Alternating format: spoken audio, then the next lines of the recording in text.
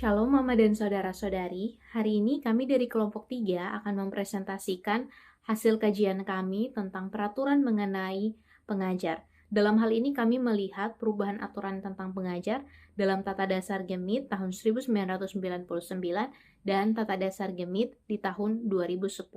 Kami secara khusus menyoroti tentang perubahan jabatan pengajar penuh waktu menjadi periodik dan melihat bagaimana latar belakang pendidikan dari pengajar yang sebelumnya harus berlatar belakang pendidikan teologi atau PAK, dan kemudian itu tidak lagi dipertahankan dalam Tata Dasar Gemit di tahun 2010 ini. Kami kemudian mengkajinya dari sudut pandang Alkitabiah, konteks historis, dan juga sudut pandang eklesiologisnya, dan kemudian memberikan saran untuk perevisian menurut kajian kelompok kami. Penjelasan lebih lanjut akan disampaikan oleh anggota kelompok. Baik, sekarang kita akan masuk dalam dasar biblis yang kami ambil dari PL dan juga PB. Yang pertama mengenai dengan PL. Nah, gereja ini adalah predikat yang diberikan kepada umat Allah dalam perjanjian baru. Namun demikian, umat Allah itu sendiri sudah ada sejak zaman perjanjian lama. Yang pertama kita akan melihat bahwa di dalam perjanjian lama terdapat Allah sebagai pengajar. Nah, dalam perjanjian lama kita bisa lihat yang terambil pada kitab Ulangan, kitab Mazmur, Yesaya, dan ada beberapa kitab lainnya. Tentu di situ Allah dia memperkenalkan dirinya sebagai seorang pengajar. Dan yang berikut, yang kedua, yaitu perintah Allah untuk melaksanakan pengajaran. Nah, pengajaran terhadap umat Allah juga bisa kita pahami lewat adanya perintah Allah untuk melaksanakan pengajaran. Nah, di dalam PL sendiri secara tegas Musa menyatakan bahwa pengajaran ini merupakan perintah Allah sendiri. Karena itu, pengajaran tersebut harus terus berlanjut dari generasi ke generasi. Nah, pengajaran ini merupakan sebuah kehendak dari Tuhan yang harus diajarkan oleh Musa oleh Musa dan juga para imam untuk bangsa Israel sendiri. Nah, dalam PL sendiri juga kita bisa baca ketika Allah di Gunung Sinai, di situ Allah menuliskan pengajarannya kepada bangsa Israel. Kita bisa lihat di Keluaran pasal 24 ayat 12. Nah, penulisan pengajaran di loh batu ini memiliki beberapa implikasi. Yang pertama mengenai dengan Allah tidak menginginkan pengajaran itu untuk dilupakan oleh Musa. Dan yang kedua, penulisan pengajaran di loh batu memberi indikasi tentang cara Allah untuk mengingatkan kepada Musa betapa pentingnya pengajaran ini. Nah, di dalam perkembangan selanjutnya, kedua loh batu yang berisikan pengajaran ini menjadi suatu simbolik tentang pentingnya pengajaran sebagai suatu perintah Allah yang selalu diperhatikan dan selalu dilanjutkan oleh bangsa Israel sendiri. Nah, pengajaran adalah tugas yang bersifat berkelanjutan dan pengajaran ini tidak dibatasi oleh rentan waktu. Bahkan kalau kita berbicara tentang pengajar ini memiliki sebuah tanggung jawab yang sangat besar untuk mereka membimbing dan memperlengkapi umat Allah dengan pengajaran. Bicara tentang pengajar dalam perjanjian baru, Yesus dilihat sebagai pengajar dan penaksir yang baik menurut Injil Sinoptik Matius, Markus, Lukas, dan Yohanes. Nah, dalam Injil Markus digunakan kata didasko dari bahasa Yunani untuk merujuk kepada pelayanan Yesus dan pengajaran Yesus, yaitu tentang kerajaan surga. Dan menurut Injil Markus sendiri, seperti dicatat dalam buku Bapa Senhak, bahwa pemberitaan tentang Yesus itu adalah tentang dirinya sendiri, tentang Yesus itu sendiri. Nah, maka kita dalam perjanjian baru secara umum dapat kita melihat pengajar yang baik, guru yang baik dapat kita teladani dari pengajaran Yesus itu sendiri. Nah, oleh sebab itu ketika seorang pengajar diangkat, maka dia punya dasar-dasar biblis sendiri tentang pengajar itu sendiri. yaitu yang pertama ada panggilan dari Tuhan, yang kedua ada kualifikasi moral dan karakter. Kualifikasi moral dan karakter itu maksudnya adalah karakter dari seorang pengajar itu menjadi sebuah salah satu pertimbangan bagaimana dia mau diangkat. Yang berikut ada pemberian karunia Roh Kudus, bahwa seorang pengajar itu adalah sebuah pemberian karunia Roh Kudus. Itu bukan sesuatu yang sembarangan, itu sesuatu yang harus dimaknai dengan keseriusan, dan bahwa itu adalah pekerjaan dari Roh Kudus. Yang berikut ada kepemimpinan yang melayani, seperti bagaimana Yesus memimpin dan melayani. Yang berikut ada ajaran yang sehat, pengajaran yang disampaikan harus sehat dan berdasarkan kepada ajaran Yesus. Yang berikut ada dukungan jemaat, bahwa ketika pengangkatan kepada seorang pengajar itu dibutuhkan pengakuan dari jemaat itu sendiri. Baik Mama dan saudara-saudara, berikutnya kita akan membahas tentang tugas dan peran pengangkatan jabatan pengajar. Yang pertama, tugas dan peran pengajar.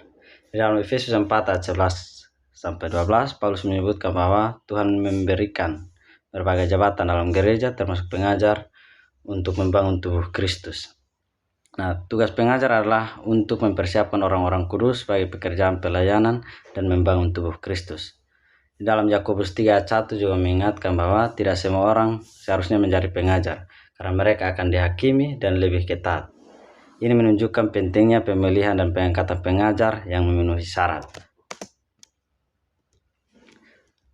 Yang kedua, pengangkatan pengajar. Dalam Kisah Para Rasul 6 ayat 3, para rasul menginstruksikan jemaat untuk memilih 7 orang yang penuh roh dan hikmat untuk melayani, yang menunjukkan bahwa pengangkatan pengajar harus melibatkan komunitas dan kriteria tertentu.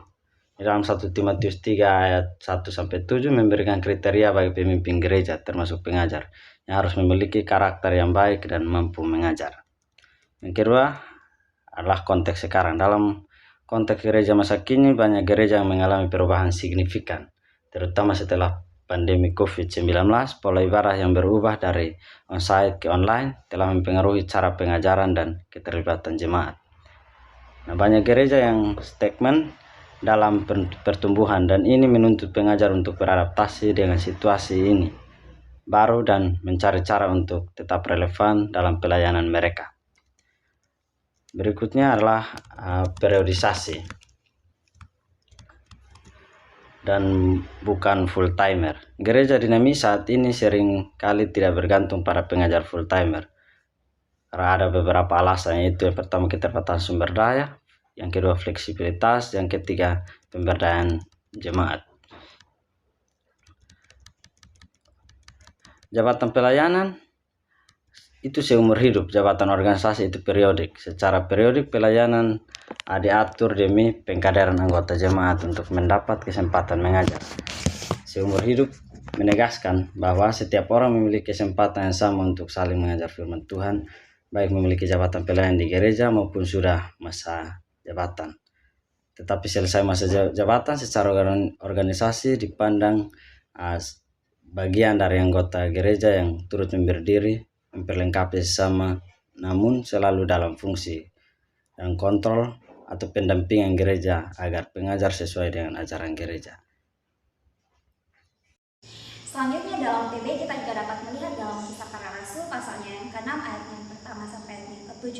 Nah, dalam ayat ini kita dapat melihat bagaimana gereja mula-mula menghadapi tantangan pertumbuhan jemaat yang sangat besar. Nah, dalam hal ini konflik muncul dari jemaat Yahudi yang berbahasa Yunani. Nah, di sini mereka merasa bahwa janda-janda mereka diabaikan dalam pembagian kebutuhan sehari-hari. Nah, hal ini menunjukkan bahwa adanya kebutuhan yang mendesak untuk harus segera ditangani. Nah, para rasul pada saat itu, yang sebelumnya bertanggung jawab atas pelayanan spiritualitas dan juga pelayanan praktis, ini kemudian mereka menyadari tugas mereka dalam pemberitaan firman maupun doa ini tidak boleh diganggu oleh persoalan administrasi sosial. Oleh karena itu, mereka menyerukan untuk adanya pengangkatan 7 orang yang memiliki reputasi baik, penuh dengan Roh Kudus, serta memiliki hikmat untuk menjalani tugas pelayanan tersebut. Dapat kita lihat dalam Kisah Para Rasul 6 ayatnya yang ketiga. Nah, hal ini dikarenakan para rasul ini memastikan bahwa mereka ini dipilih untuk mampu menangani tugas itu sambil tetap menjaga kesatuan di dalam jemaat. Nah, selanjutnya menurut Setio Bekti di sini, Pengangkatan pelayanan dalam teks ini menggarisbawahi bahwa jabatan pelayanan dalam gereja itu bersifat dinamis dan juga responsif terhadap kebutuhan yang muncul di dalam jemaat. Nah, jabatan pengajar misalnya, sama halnya dengan jabatan pelayanan lainnya, bukan hanya soal menjalankan peran administrasi, melainkan juga soal melayani dalam pemahaman yang mendalam akan kebutuhan spiritualitas dan juga sosial jemaat. Nah, dengan demikian dapat kita lihat bahwa pengangkatan jabatan pelayanan yang tercermin dalam ayat ini, dalam hal ini Kisah Para Rasul 6 ayat 1-7 ini merupakan manifestasi dari hikmat gereja yang menyesuaikan struktur pelayanan berdasarkan kebutuhan jemaat. Nah, ini juga dapat kita lihat pada sebagai suatu langkah dan juga solusi untuk memastikan bahwa semua aspek kehidupan jemaat itu terlayani dengan baik tanpa mengabaikan aspek pelayanan apapun di dalam jemaat.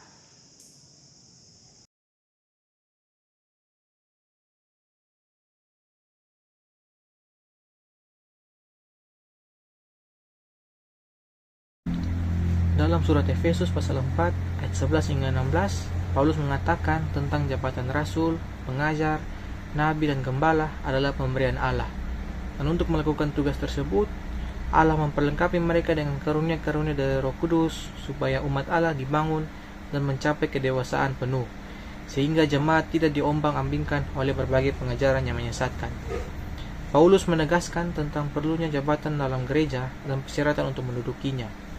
Jabatan dalam gereja yang dimaksud antara lain penatua atau penilik jemaat, diaken, dan pengajar. Menurut Runman, jabatan-jabatan gerejawi dalam Perjanjian Baru ada dua jenis, yakni jabatan untuk sementara waktu dan jabatan tetap. Jabatan sementara waktu ialah rasul, nabi, pemberita Injil, dan guru. Dan jabatan tetap ialah ketua, tua-tua, pengasuh atau gembala sidang, dan diaken. Yohanes Calvin menyerahkan pelaksanaan tugas-tugas gereja kepada para pelayan khusus yang disebut sebagai pejabat-pejabat gereja. Pejabat-pejabat gereja itu mengurus, mengatur dan memimpin gereja sebaik mungkin agar semuanya berlangsung dengan tertib dan teratur sesuai dengan kehendak kepala gereja, yaitu Yesus Kristus. Christian de Jong juga mengatakan bahwa dalam gereja ada 4 jabatan yang menurut Calvin ditetapkan oleh Kristus sendiri sebagai kepala gereja, yakni gembala atau pastor atau pendeta, pengajar atau doktor, penatua atau ancient atau harfiah orang yang lanjut usia, dan diaken atau syamas. Mereka secara bersama-sama memimpin jemaat. Kepemimpinan mereka adalah kepemimpinan kolektif kolegial. Sebagai pejabat gereja, pejabat-pejabat itu sama, tidak ada yang lebih tinggi atau lebih rendah daripada yang lain. Dalam sistem presbyterial sinodal, tidak ada jenjang jabatan gereja. Yang berikut, menurut Calvin, tidak ada jenjang jabatan gerejawi dalam sistem presbyterial sinodal. Namun keempat jabatan itu berbeda dalam fungsi dan tugas.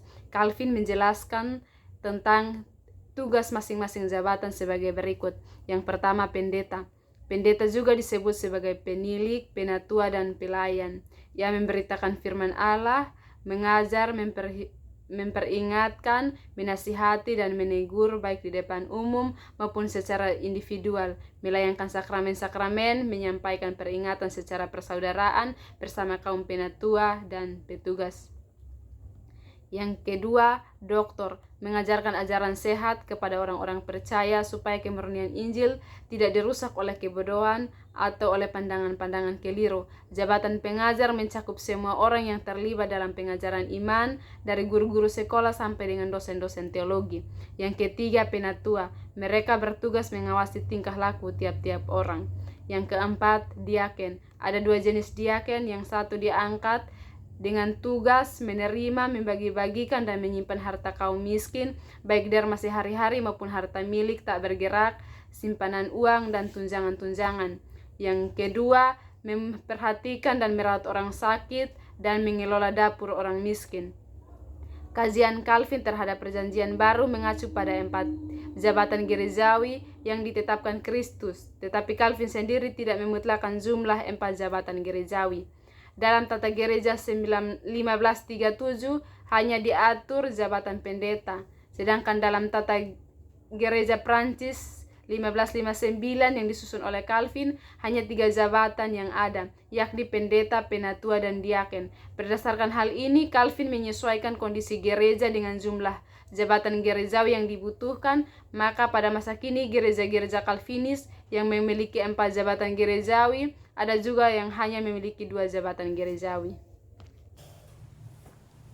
Sejarah gereja masa kini, jabatan penatua dan diaken ditetapkan menjadi jabatan gerejawi, tetapi pengajar tidak, sehingga fungsi pengajaran itu dilakukan oleh pendeta, walaupun disadari bahwa tugas pengajaran adalah tugas gereja seperti yang diamanatkan oleh Yesus Kristus, dan pada umumnya tugas pengajaran ini dilakukan oleh lembaga-lembaga pendidikan, seperti lembaga pendidikan mendasar maupun menengah. Dan pada awalnya GEMI tidak memiliki pengajar, jabatan tentang pengajar, dan gereja mula-mula adalah gereja yang belajar dan mengajar, dan pengajar pada saat itu adalah murid-murid.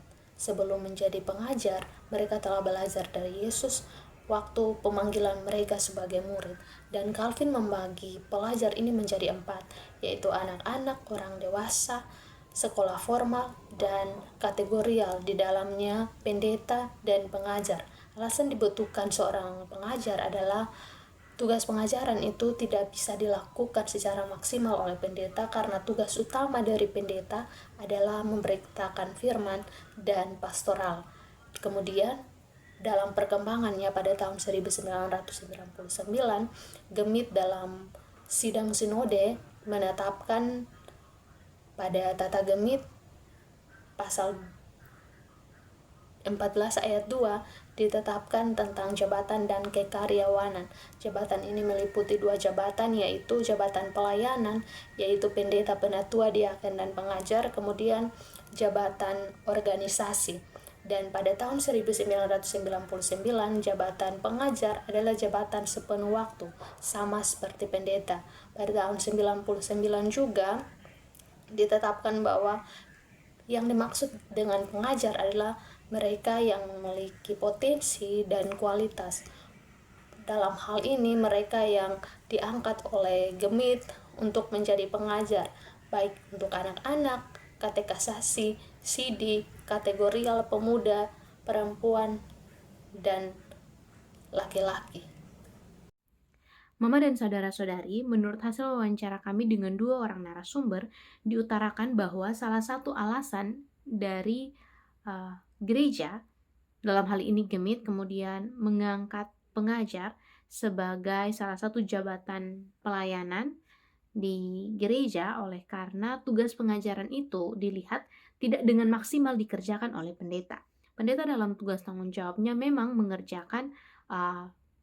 menjalankan tugas pengajaran itu, tetapi tentu saja tidak maksimal, karena tugas dan tanggung jawab pendeta tidak semata-mata tentang pengajaran, pemberitaan firman di ibadah minggu, tapi juga ada ibadah-ibadah yang lainnya. Selain itu, pendeta juga punya tugas pastoral dan terlibat dalam tugas-tugas organisasi gereja.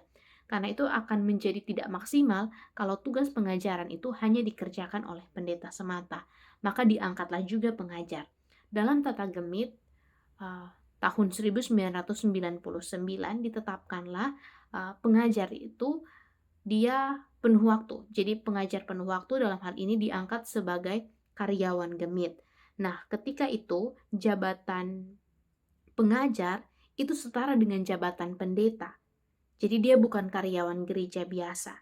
Pengajar juga bukan orang awam, tetapi orang-orang yang datang dengan latar belakang pendidikan, teologi atau PAK.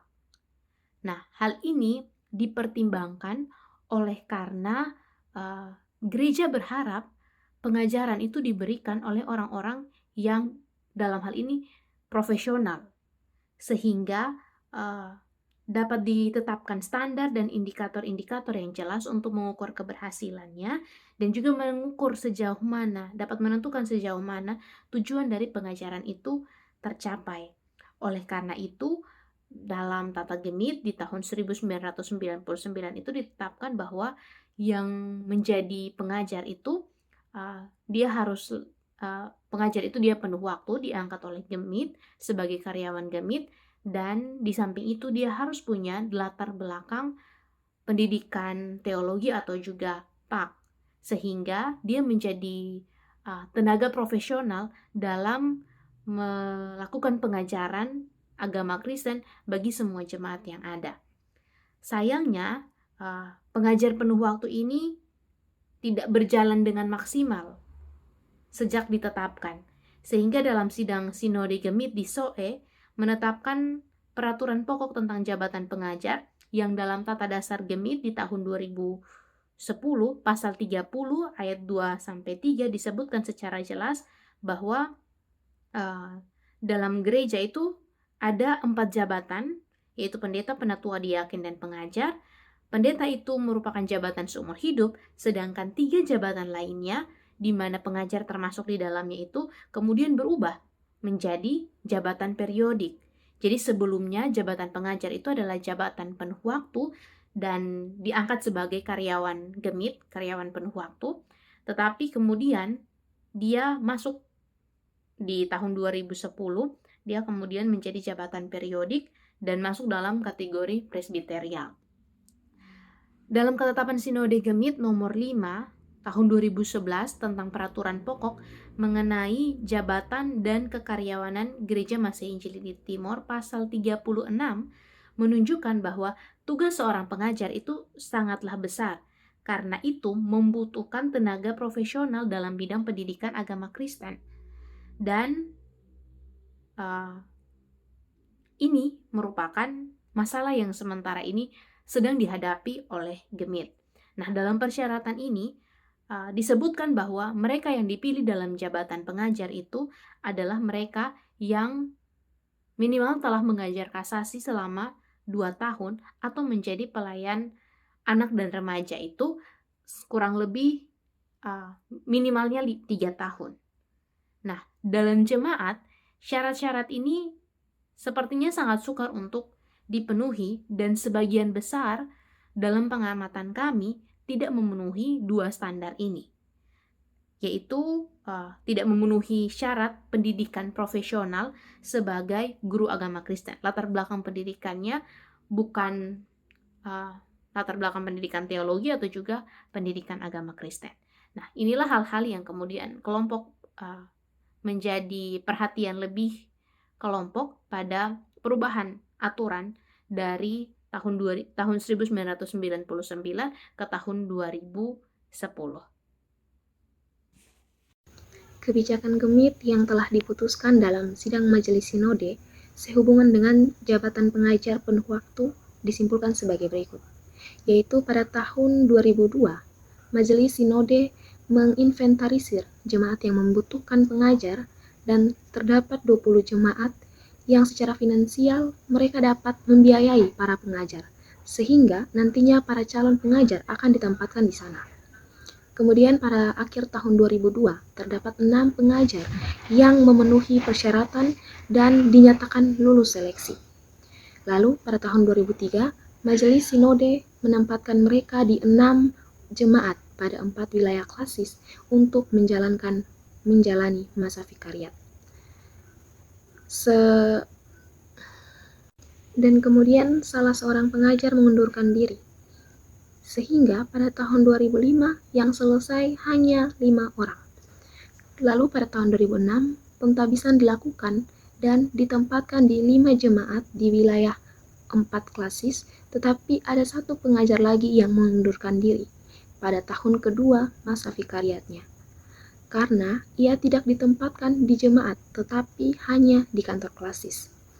Dalam perkembangan, diketahui bahwa ada 4 tenaga pengajar tersebut, ada yang tidak pernah berpindah tempat, walaupun mereka sudah bertugas lebih dari 18 tahun.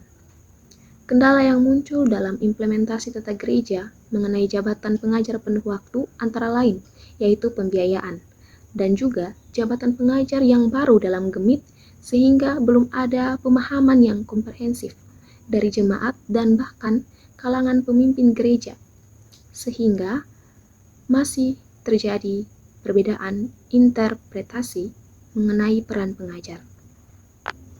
Hal ini kemudian berdampak pada manajemen pelayanan yang dikelola. Untuk itu, pada tahun 2003 dalam sidang Sinode 30 di SOE, Tata Dasar Gemit direkomendasikan untuk direvisi dan kemudian dalam sidang Sinode Istimewa kedua tahun 2010, Sinode menetapkan Tata Dasar Gemit dari peraturan pokok dan peraturan pokok termasuk di dalamnya tentang jabatan pengajar yang baru, di mana pengajar yang sebelumnya merupakan jabatan penuh waktu berubah menjadi jabatan periodik yang semula menuntut profesionalitas ke jabatan periodik yang bisa diduduki oleh siapa saja yang terpilih.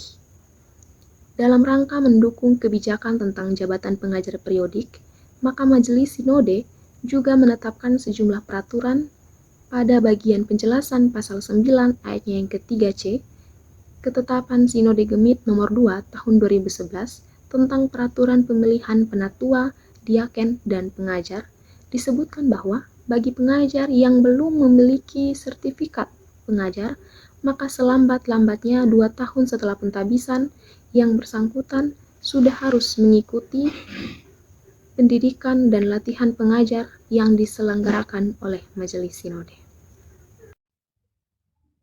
Selanjutnya kita masuk dalam dasar eklesiologis. Nah, Calvin mengatakan bahwa Allah sendiri yang memerintah dan berkuasa di dalam gereja, sehingga Allah menempati posisi pertama dan tertinggi di dalam gereja, sehingga seharusnya pemerintahan dilaksanakan dan dijalankan sesuai dengan firman Allah. Tetapi Allah tidak tinggal tetap di tengah-tengah umat manusia, sehingga kemudian Allah memanggil manusia untuk menjalankan pelayanan mewakili Allah. Nah, Allah kemudian menyerahkan ajaran mengenai keselamatan dan kehidupan kekal kepada manusia, supaya melalui tangan manusia, ajaran ini disampaikan kepada yang lain. Yesus juga kemudian memberikan mandat pengajaran untuk menjadikan semua bangsa menjadi muridnya, yang tidak hanya memahami tetapi juga menaati kehendaknya. Untuk menjawab panggilan Allah tersebut, gereja hadir di tengah-tengah dunia ini. Gereja berkarya untuk dunia dan berbuah untuk dunia. Dengan demikian, gereja adalah organisasi yang hidup dan dikepalai oleh Yesus Kristus sendiri, yang seharusnya mengalami pertumbuhan dan menghasilkan buah. Sebab tujuan gereja sendiri adalah yang selaku eklesia adalah mewartakan kerajaan Allah, sehingga kemudian penataan gereja sebagai organisasi bertujuan supaya panggilan dan tugas pemberitaan kerajaan Allah dapat terlaksana dan tercapai dengan baik. Pada dasar eklesiologi, dalam tulisan Virgil yang mengutip pemikiran Ralph Elliot dalam karyanya mengenai kompleksitas pengembangan gereja, dia menyebutkan ada 4 unsur dari pertumbuhan gereja itu sendiri. Di antaranya ada pertumbuhan internal, ada ekspansi, ada ekstensi, dan juga lintas budaya. Pertumbuhan internal merujuk pada bagaimana gereja melakukan tindakan untuk mendorong pencapaian adanya kedewasaan spiritual daripada jemaat itu sendiri. Nah, kemudian mengenai ekspansi berkaitan dengan peningkatan jumlah anggota gereja yang ada, terjadi melalui pelayanan aktif yang dilakukan oleh gereja. Nah, kemudian ekstensi, ini bagaimana gereja itu menjangkau individu atau kelompok yang belum pernah atau belum terhubung dengan komunitas iman yang ada. Dan yang terakhir mengenai lintas budaya, bagaimana gereja hadir di tengah keberagaman budaya yang ada, etnis, ras, dan lain sebagainya. Nah, berdasarkan hal ini, gereja menurut panggilannya tentu tidak statis. Dia bergerak secara dinamis, dia secara aktif terus menata dirinya. Nah, melalui hal ini, maka Gemit sendiri juga perlu untuk memperluas jangkauannya, dan ini diterjemahkan melalui dibutuhkannya jabatan-jabatan gerejawi. Oleh sebab itu, kehadiran para pejabat dalam gereja tidak dapat dilepaskan dari 2 fungsi gereja yang sangat penting, yaitu memberitakan firman Allah dan melayankan sakramen-sakramen.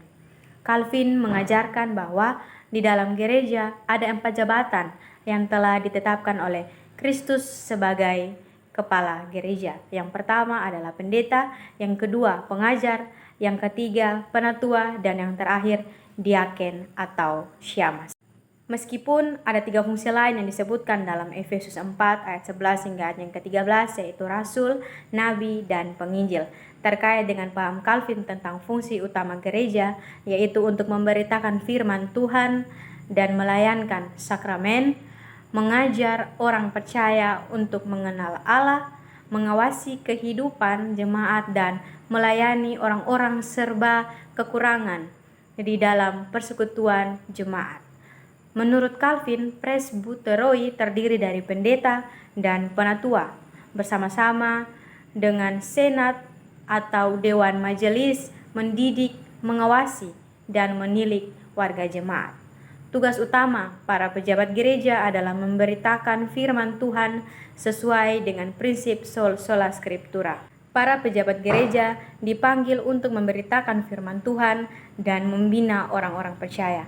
Nah, belakangan fungsi pengajar sepenuhnya diserahkan pada lembaga pendidikan, sehingga tinggal 3 fungsi, yaitu pendeta, penatua, dan syamas atau diaken. Nah, terkait dengan jabatan pengajar sendiri, tidak memegang pimpinan dalam hal disiplin gereja maupun pelayanan sakramen atau dalam hal peringatan dan teguran, tetapi hanya dalam hal tafsiran Alkitab, sehingga ajaran yang murni dan sejati tetap terpelihara di antara orang-orang percaya. Baik, yang berikut berkaitan dengan untuk pembangunan jemaat. Jabatan pengajar sendiri dalam gereja itu memiliki peran penting dalam pembangunan jemaat yang bertugas memberikan ajaran tentang ajaran Kristen di berbagai kalangan dalam jemaat, termasuk anak-anak dan pemuda. Seorang pengajar itu diangkat berdasarkan kualitasnya dalam pendidikan agama dan harus memenuhi syarat pendidikan yang memadai untuk dapat menjamin kualitas pengajaran. Tugas utama mereka yaitu melaksanakan kegiatan pengajaran, mengorganisir pelayanan, dan mempersiapkan bahan ajaran bersama dengan pendeta. Namun yang menjadi sebuah tantangan bagi gereja untuk dapat membangun spiritualitas dan iman jemaat, yaitu para pengajar yang tidak memenuhi kualifikasi atau persyaratan sebagai pengajar yang mapan, sehingga dapat mempengaruhi pemahaman tentang ajaran-ajaran gereja terhadap jemaat, dan juga berdampak terhadap pembangunan jemaat dalam hal membangun spiritualitas, iman, serta karakter dari jemaat sebagai orang Kristen. Maka dari itu, pengajar tidaklah asal-asalan dalam pengajarannya agar tidak berdampak buruk terhadap pembangunan jemaat itu sendiri.